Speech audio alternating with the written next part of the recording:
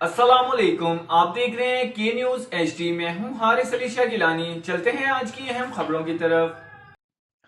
مراد سعید نے ریحام خان کو قانونی نوٹس بھیج دیا۔ ایک بار پھر آپ کو بتاتے چلیں، وفاقی وزیر مراد سعید نے وزیر اعظم عمران خان کی سابقہ اہلیہ ریحام خان کو قانونی نوٹس بھیج دیا۔ وفاقی وزیر مراد سعید کی جانب سے یہ قانونی نوٹس ریحام خان کی کتاب میں ان پر لگائے گئے الزامات پر دیا گیا ہے۔ نوٹس میں کہا گیا کہ آپ کی شائع کردہ مسودے کا حوالہ دے کر مجھ پر تہمت لگائی گئی ہیں۔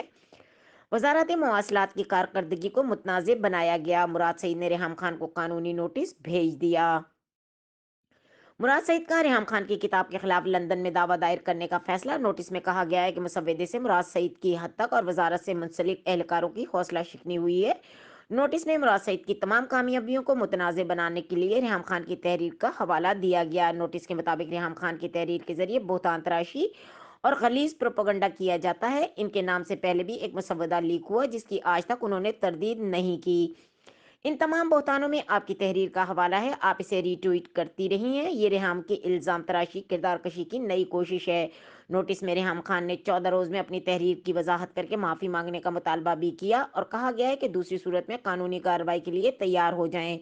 نوٹس میں یہ بھی کہا گیا ہے کہ وضاحت نہ کرنے اور معافی نہ مانگنے پر عدالت سے سخت سزا دینے اور 1 ارب روپیہ ہرجانے کی استدعا کی جائے گی۔ قانونی نوٹس کے ساتھ مختلف ٹی وی پروگرام کی ویڈیوز اور سوشل میڈیا پوسٹ بھی منسلک ہیں۔ مزید خبروں اور اپڈیٹس کے لیے ہمارے ساتھ رہیے گا۔ تب تک کے لیے اپنا خیال رکھیے گا۔ اللہ حافظ۔